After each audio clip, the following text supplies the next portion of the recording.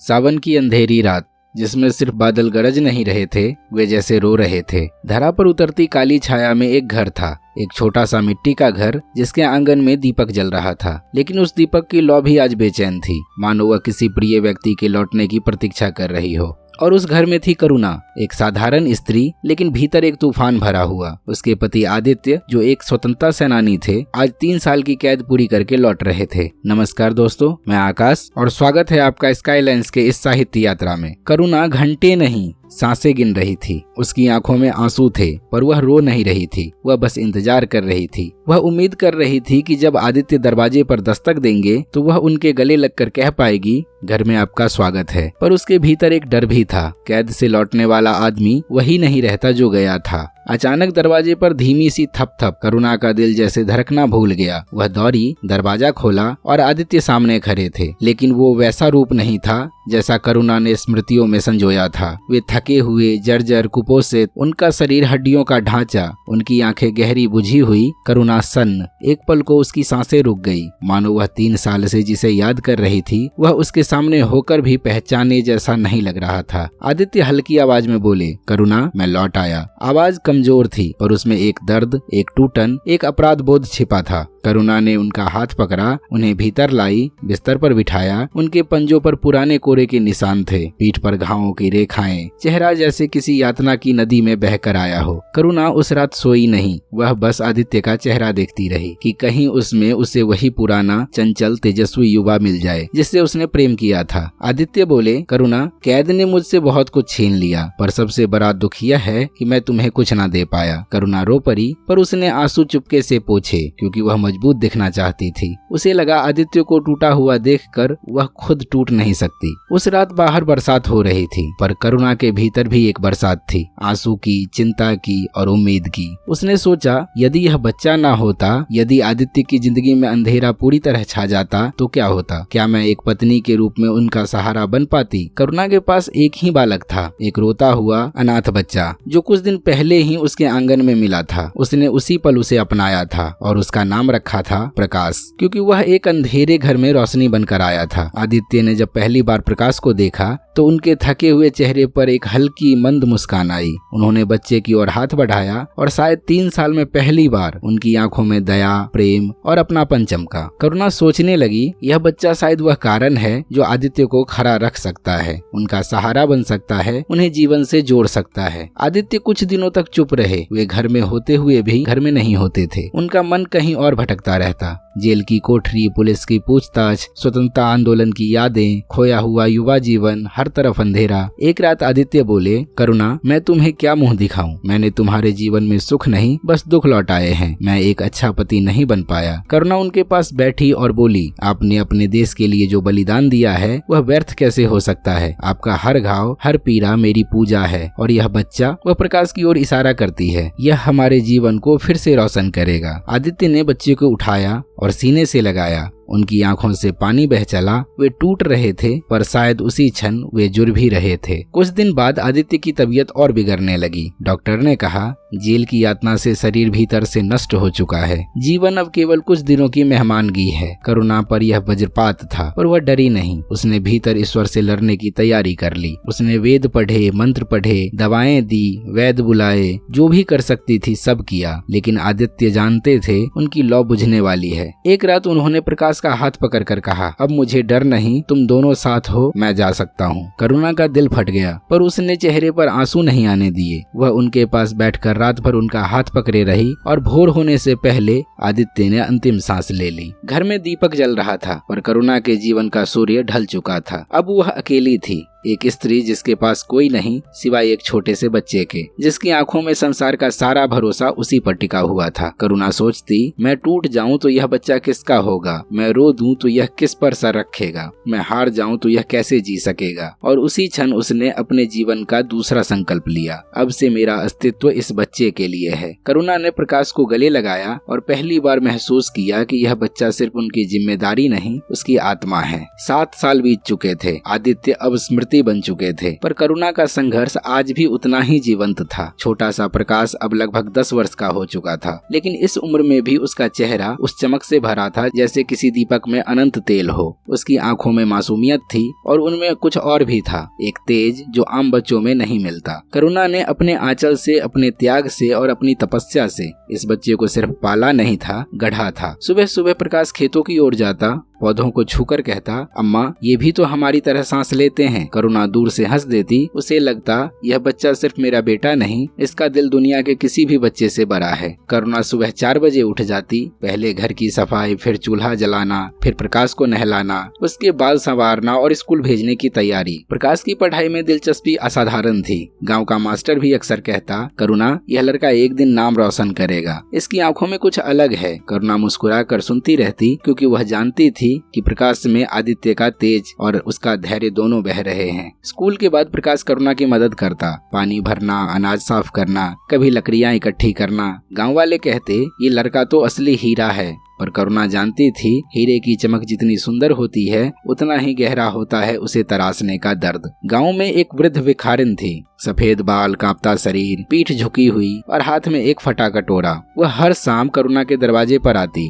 करुणा अपने हिस्से का खाना बांट देती, कभी बचा हुआ, कभी आधा, कभी अपना पूरा हिस्सा। एक दिन प्रकाश ने देखा भिखारन आई और अम्मा ने फिर खाना दे दिया। प्रकाश चिढ़कर बोला, अम्मा यह रोज क्यों आती है, काम क्यों नहीं करती, हम पर बोझ बनती है। करुणा ने पहली बार प्रकाश को गंभीर आंखों से देखा। उन आंखों में आदित्य का तेज और अपने दर्द की गहराई थी। वह बोली, बेटा क्या तुम जानते हो बोझ क्या होता है, भूख क्या होती है, अभाव क्या होता है। प्रकाश चुप। करुणा ने आगे कहा, अगर ईश्वर ने तुम्हें हाथ पैर दिए हैं, सामर्थ्य दिया है, तो उसका पहला उपयोग दूसरों की मदद के लिए होता है। प्रकाश सिर झुका लेता है, मगर उसके भीतर कहीं एक सवाल अभी भी छिपा हुआ था, दया और न्याय दोनों कब निभते हैं। उसे खुद को समझने में अभी समय था। उस रात प्रकाश को नींद नहीं आई। वह उठकर बैठा, माथे पर पसीना, हृदय में बेचैनी। वह धीरे से करुणा के कमरे में गया। करुणा थोड़ी देर पहले ही सोई थी। प्रकाश बोला, अम्मा क्या आप सो रही हैं? करुणा ने आंख खोली। क्या हुआ बेटा? प्रकाश रो पड़ा, कांपती आवाज में बोला, अम्मा मुझे आज बहुत अपराध हुआ। मैंने उस बूढ़ी अम्मा को गलत कहा। मैं कभी किसी गरीब के बारे में ऐसा नहीं कहूँगा। आप मुझे माफ कर दो। करुणा ने उसे गले से लगा लिया। वह बोली, बेटा जिस दिल में पश्चाताप जाग जाए वह दिल कभी बुरा नहीं हो सकता। उस रात करुणा को लगा जैसे आदित्य की आत्मा इस बच्चे को वरदान दे रही हो। दिन गुजरते गए। प्रकाश अब एक किशोर बन चुका था। उसकी पढ़ाई गांव में चर्चा का विषय बन गई थी। विद्यालय में वह हर विषय में आगे रहता। उसकी शांत प्रवृत्ति, परिपक्व सोच और संवेदनशील हृदय शिक्षकों के मन में उसके लिए सम्मान भर देता। विद्यालय से प्रकाश को गांव के राहत कार्य में भी भेजा जाता। कहीं अकाल, कहीं बीमारी, कहीं अनाज की कमी। प्रकाश अपनी छोटी सी उम्र में भी पूरी लगन से काम करता। दूर दूर तक उसके सेवा भाव के चर्चे होने लगे। समिति के लोग बोले, यह लड़का बड़ा होकर महान कार्य करेगा, इसमें नेतृत्व की क्षमता है, इसमें चरित्र है। करुणा यह सब सुनकर चुपचाप आकाश की ओर देख लेती, मानो आदित्य से कह रही हो, देख रहे हो तुम्हारा प्रकाश अब जगमगा रहा है। बाहर की दुनिया में प्रकाश की चमक बढ़ रही थी, पर घर के भीतर करुणा के संघर्ष कम नहीं हुए। आदित्य के बाद घर में कोई आमदनी का स्रोत नहीं था। करुणा रात दिन जतन करती, कभी सिलाई, कभी खेतों में मजदूरी, कभी घरों में काम, पर चाहे जो हो वह कभी प्रकाश को कमी का एहसास नहीं होने देती। वह कहती, बेटा गरीबी कमजोरी नहीं, एक पाठ है जो उन लोगों को मिलता है जिन्हें मजबूत बनना हो। प्रकाश समझता, पर उसका दिल अक्सर अम्मा को देखकर टूट जाता। कभी कभी वह कह देता, अम्मा मैं पढ़ाई छोड़ दूं, कोई काम कर लूं। करुणा तुरंत डांट देती, ये मत कहना, तुम्हारे पिता ने जीवन दिया, मैंने तपस्या, ताकि तुम आगे बढ़ो। मेहनत की कमाई मुझे मंजूर है, पर तुम्हारी उड़ान रोकना नहीं। प्रकाश चुप हो जाता है, पर उसके भीतर एक जिम्मेदारी और गहरी उतर जाती है। साल गुजरते गए, दिन महीनों में और महीने वर्षों में बदलते रहे। प्रकाश अब केवल बच्चा नहीं रहा था, वह युवा होने की दहलीज पर खड़ा था। उसका शरीर बलवान, चेहरा तेजस्वी, चाल में दृढ़ता और आंखों में आत्मगौरव की चमक थी। पर उसके व्यक्तित्व में जो सबसे सुंदर था वह था उसका हृदय। उसके भीतर करुणा की कोमलता, आदित्य का साहस और अपने समय की व्यवस्थाएं सब एक साथ पनप रहे थे। गांव में लोग कहते, यह लड़का सिर्फ पढ़ा लिखा नहीं, समझदार भी है, और सबसे बड़ी बात इसमें दिल है। करुणा यह सुनकर अपने भगवान को धन्यवाद करती। उसी समय गाँव में बीमारी और अकाल की छाया फैल रही थी। कई लोग रोज मजदूरी खो रहे थे, कई परिवारों में चूल्हा नहीं जल रहा था, और सबसे अधिक प्रभावित गरीब और बूढ़े लोग थे। करुणा की चिंता बढ़ने लगी। वह हर शाम आंगन में बैठकर सोचती, हे ईश्वर, क्या हम लोग कभी बिना संघर्ष के सांस ले पाएंगे? प्रकाश दूर से यह सब देखता था। उसकी आंखों में सवाल थे और मन में बेचैनी। एक दोपहर प्रकाश घर के बाहर खड़ा था। अचानक पुरानी भिखारिन लाठी देखते हुए वहां पहुंची। उसे देखते ही प्रकाश के चेहरे पर चिढ़ की लहर दौड़ गई। करुणा तुरंत भीतर से आई और उसे खाना देने लगी। भिखारिन के हाथ कांप रहे थे, आंखें धसी हुई, होंठ पपड़ीदार, लेकिन उसमें जीवन की आखिरी चिंगारी थी। प्रकाश से रहा नहीं गया। वह ऊंची आवाज में बोला, अम्मा यह रोज क्यों आती है? क्या हमारे घर से मुफ्त भोजन का ठेका ले रखा है? करुणा स्तब्ध। भिखारिन के हाथ से कटोरा गिर गया। उसकी आंखों में अपमान की आग भर गई। कुछ पल मौन छाया रहा। फिर करुणा ने कड़वी आवाज में कहा, प्रकाश, शर्म नहीं आती? प्रकाश क्रोधित हो उठा। क्यों शर्माए? दरवाजे दरवाजे घूमने से कोई काम नहीं होगा। यह अगर वास्तव में जरूरतमंद है तो काम क्यों नहीं करती? भीख क्यों मांगती है? करुणा उसके बेहद करीब आकर बोली, प्रकाश, भीख मांगना आसान नहीं होता। वह रास्ता है जिस पर वही चलता है जो जीवन से हार चुका हो या जिसे जीवन ने ही त्याग दिया हो। प्रकाश चुप रहा। करुणा ने फिर कहा, तुम बलवान हो, शिक्षित हो, पर क्या तुम इस बूढ़ी अम्मा के जैसे कभी किसी के आगे हाथ फैला सकते हो? भिखारिन रोने लगी। करुणा ने उसे सहारा देते हुए कहा, माँ बैठिए, आज यह बच्चा गलती कर रहा है। प्रकाश का चेहरा तमतमाया, पर उसकी आंखें नरम होने लगी। करुणा ने एक अंतिम बात कही, मनुष्य का कद उसकी कमाई से नहीं, उसकी दया से मापा जाता है। इस वाक्य ने प्रकाश को भीतर से झकझोर दिया। उस रात प्रकाश देर तक करवटें बदलता रहा। बाहर हवा चल रही थी, कहीं कोई कुत्ता भौंक रहा था। अंधेरे में एक लालटेन धीमे धीमे जल रही थी। प्रकाश का मन उथल पुथल में था। वह सोच रहा था, क्या मैं सच में कठोर हो गया हूँ? क्या मैं दूसरों के दर्द को समझना भूल गया हूँ? मैं तो सेवा करना चाहता था। फिर गुस्सा क्यों आता है? आधी रात को वह उठ बैठा। उसे लगा कि अम्मा से बात किए बिना उसकी आत्मा शांत नहीं होगी। प्रकाश धीरे धीरे करुणा के कमरे में गया। करुणा जाग रही थी। माँ होती ही वही है जिसे बच्चे की आहट से पहले ही उसका मन सुनाई दे जाए। प्रकाश बोला, अम्मा मैं आज बहुत गलत था। करुणा धीरे से मुस्कुराई। गलती के बाद पछतावा होना ही मनुष्य की सबसे बड़ी सुंदरता है। प्रकाश रो पड़ा, अम्मा मुझे माफ कर दो, मैंने उस बूढ़ी अम्मा का दिल दुखाया। मैं वादा करता हूँ अब कभी ऐसा नहीं करूँगा। करुणा ने उसे गले से लगाया। उसकी आंखों में गर्व और प्रेम दोनों थे। उसे लगा यह वही क्षण है जब एक लड़का सच में इंसान बनता है। अगली सुबह प्रकाश सबसे पहले भिखारिन के पास गया। वह एक पुराने नीम के पेड़ के नीचे बैठी थी। उसका हाथ कांप रहा था, चेहरा रूखा थका हुआ। प्रकाश ने झुककर कहा, अम्मा मैंने आपका दिल दुखाया, मैं माफी चाहता हूँ। मैं आपकी मदद करूंगा जितनी कर सकूं। बूढ़ी अम्मा की आंखों में आंसू भर आए। उसने प्रकाश का सिर सहलाते हुए कहा,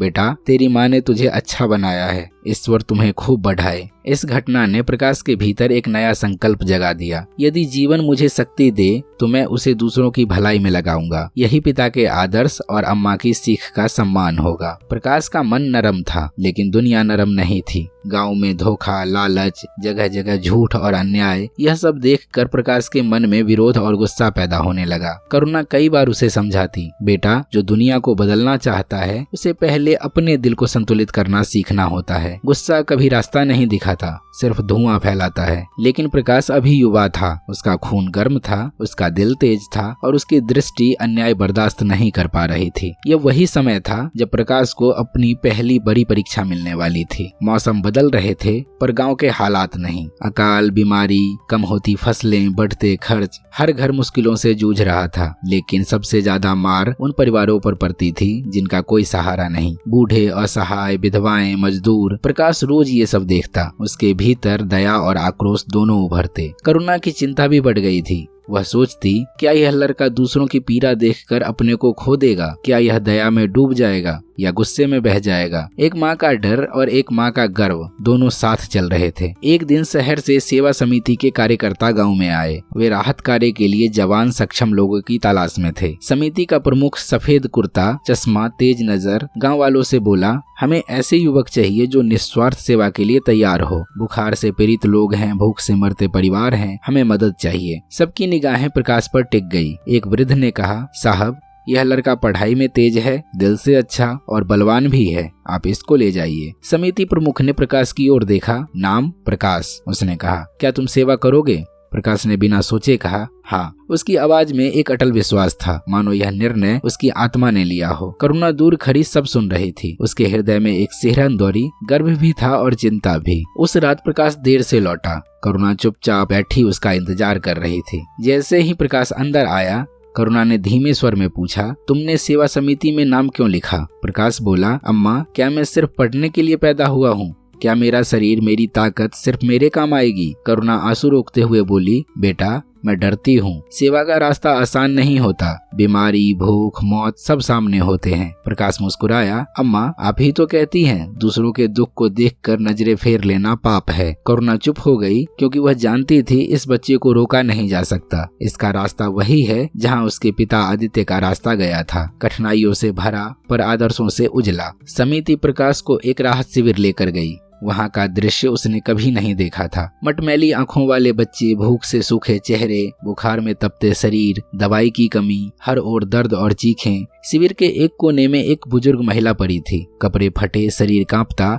और आंखें बुझी बुझी। प्रकाश ने पूछा, इनका कोई है? एक कार्यकर्ता बोला, नहीं, अगर हम न लाते तो सड़क पर ही मर जाती। प्रकाश को लगा यह हर बूढ़ी अम्मा उसी भिखारन की तरह है जिसे उसने एक बार अपमानित किया था। उसका दिल कांप उठा। वह दौड़कर पानी लाया, उसे पिलाया, शरीर पर गीला कपड़ा रखा। बूढ़ी अम्मा ने उसका हाथ पकड़ा और धीमी आवाज में बोली, बेटा, तुमने मुझे जीवन दिया है। प्रकाश की आंखें भर आई। उसे लगा यह सेवा नहीं, यह उसका प्रायश्चित है। कुछ ही दिनों में प्रकाश के काम की चर्चा फैलने लगी। समिति प्रमुख कहते, यह लड़का अद्भुत है, न कमजोर पड़ता है, न गुस्सा करता है, न पीछे हटता है। एक दिन शिविर में एक बीमार बच्चा खून की कमी से मरने वाला था। प्रकाश ने तुरंत कहा, मेरा खून लो, अगर इससे यह बच्चा जी सकता है तो मुझे खुशी होगी। सभी स्तब्ध, कोई बच्चा, कोई गरीब, कोई अनजान, लेकिन प्रकाश के लिए हर इंसान एक जिम्मेदारी था। धीरे धीरे राहत शिविर में उसका नाम का आदर होने लगा। सब उसे कहते, प्रकाश भाई, ये भी देखना, प्रकाश जी, इस बच्चे को संभालिए। प्रकाश, तुम ना होते तो ये लोग मर जाते। लेकिन इस बढ़ती प्रसिद्धि को लेकर करुणा का मन बेचैन हो उठा। प्रकाश सेवा का पीछा छोड़ घर लौटा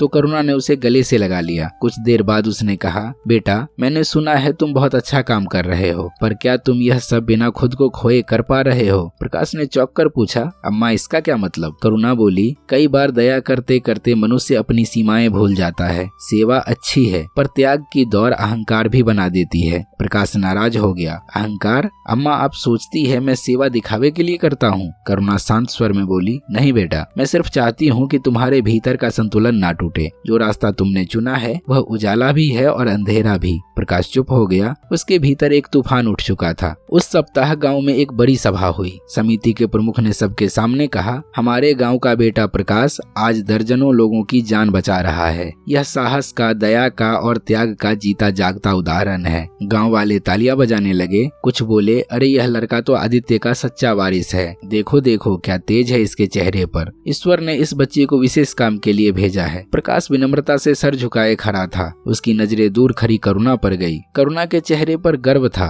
पर वह मुस्कुराई नहीं। वह जानती थी सच्चे संघर्ष की शुरुआत अभी हुई है। राहत शिविर से लौटने के बाद प्रकाश के मन में नया उजाला था। उसे लगता था, मैं बदलाव ला सकता हूँ, पर दुनिया हमेशा उजाले के हिसाब से नहीं चलती। गाँव में चोरी, लूट, किसान की फसल जलाना, बूढ़ों से बदतमीजी, ऐसी घटनाएं बढ़ने लगी। लोग डरने लगे और स्थानीय गुंडों का हौसला बढ़ने लगा। एक दिन गांव के चौपाल में एक बुजुर्ग चिल्लाता हुआ आया, मेरी बेटी को रास्ते में उठाने की कोशिश की गई। हम कहाँ जाएं? किससे न्याय मांगे? गांव सन्न। प्रकाश के भीतर आग जल उठी। उसने सोचा, क्या सेवा सिर्फ बीमारी और भूख तक सीमित है? क्या अन्याय पर चुप रहना भी सेवा है? उसके भीतर एक नया प्रकाश जागने लगा, न्याय का प्रकाश। प्रकाश ने गांव के दो युवकों से सुना कि अपराध करने वाले कुछ शराबी आवारा लोग हैं, जिनका कोई डर नहीं, न समाज का न कानून का। प्रकाश अकेले ही उनके अड्डे पर पहुंच गया। अंधेरा था, लालटेन टिमटिमा रही थी और कुछ आदमी घेर कर शराब पी रहे थे। उनमें से एक चिल्लाया,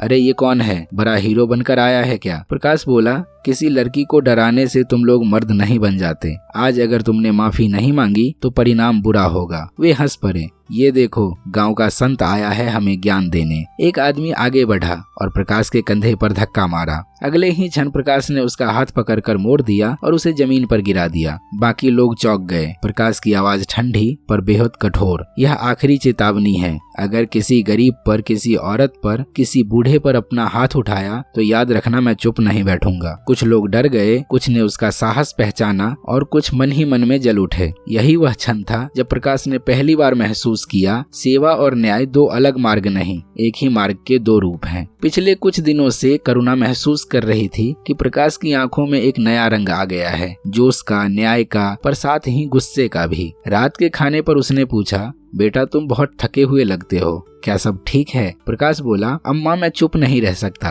गलत को गलत कहने की हिम्मत हर किसी में नहीं होती, लेकिन मैं वह हिम्मत रखता हूँ। करुणा ने धीमी आवाज में कहा, मैं तुम्हारी हिम्मत पर गर्व करती हूँ, पर मुझे डर है कि तुम्हारा गुस्सा कहीं तुम्हें निगल ना ले। प्रकाश बोला, अम्मा मैं बदल नहीं रहा, बस जाग रहा हूँ। करुणा चुप हो गई, क्योंकि जागना अच्छी बात है, लेकिन आग भी तो प्रकाश देती है और राख भी। एक रात तेज बारिश हो रही थी। प्रकाश ने देखा कि वही बूढ़ी भिखारिन घर के पास पड़ी कांप रही है। उसके कपड़े भीग चुके थे, शरीर तप रहा था। प्रकाश तुरंत उसे उठाकर घर लाया, कंबल में लपेटा, आग के पास बैठाया और दवा दी। करुणा दौड़ कर आई, उसने बूढ़ी अम्मा का माथा छुआ। बुखार बहुत तेज है। भिखारिन धीरे से बोली, बेटा अगर तू ना होता तो मैं आज मर जाती। प्रकाश के भीतर एक मौन प्रतिज्ञा उठी, जब तक सांस है मैं किसी निर्दोष को दर्द में तड़पने नहीं दूंगा। इस एक घटना ने उसके भीतर के गुस्से को एक दिशा दे दी। अन्याय के विरुद्ध आक्रोश और दुखी के लिए करुणा। धीरे धीरे प्रकाश का नाम हर घर में लिया जाने लगा। कोई कहता ये सच्चा आदमी है, कोई बोलता इससे न्याय मिलता है। बूढ़े कहते आदित्य का खून है, और बच्चे कहते प्रकाश भैया आएंगे तो सब ठीक कर देंगे। लेकिन यही सम्मान कुछ लोगों को चुभने लगा। अधिकार का डर था, लालची को बाधा, अपराधी को खतरा और स्वार्थी को जलन। एक व्यवस्था कभी उस व्यक्ति को पसंद नहीं करती जिसके पास सत्य हो और डर ना हो। इन सब के बीच करुणा अचानक बीमार पड़ने लगी। पहले हल्की खांसी, फिर बुखार, फिर कमजोरी। प्रकाश घबराया, अम्मा आप बता क्यों नहीं रही थी? आज ही वैद्य को बुलाता हूँ। करुणा मुस्कुराई, बेटा बीमारी से डरकर जीवन थोड़ी रुक जाता है। वैद्य आया, उसने दवा दी, लेकिन बोला उम्र और मेहनत दोनों ने इन्हें थका दिया है, इनको आराम चाहिए, इनका मन बोझ से दूर रखो। लेकिन प्रकाश जानता था उसकी माँ का मन सिर्फ एक ही बोझ से भरा है, उसे देखकर। करुणा उसे देखकर सोचती, यह लड़का अब बड़ा हो चुका है, पर क्या इस दुनिया की कठोरता इसके दिल की रोशनी बुझा देगी? उसके अंदर एक अनकहा डर बढ़ता गया। उस रात प्रकाश बाहर बैठा था। आसमान काला था, बादल शांत और हवा ठंडी। वह सोच रहा था, क्या मैं लोगों की रक्षा करूं, क्या मैं सेवा करता रहूं, या दोनों करूं? कौन सा रास्ता सही है? अचानक बूढ़े वैद्य की बात उसके कानों में गूंज उठी, बेटा संसार दो ताकतों पर चलता है, न्याय और दया। एक बिना दूसरे के अधूरा है। प्रकाश के भीतर एक रहस्यमयी शांति उतर गई। उसने खुद से कहा, मैं दोनों बनूंगा, दया भी, न्याय भी, अम्मा की करुणा भी और पिता की वीरता भी। अब प्रकाश सिर्फ प्रकाश नहीं रहा, वह एक विचार बन रहा था, एक ऐसा विचार जो भविष्य को बदल सकता था। तो दोस्तों, मुंशी प्रेमचंद की लिखी कहानी माँ का पहला भाग आपको कैसा लगा कमेंट में जरूर बताएं। मिलेंगे आपसे इस वीडियो के भाग 2 में, तब तक जुड़े रहिए हमारे साथ। धन्यवाद।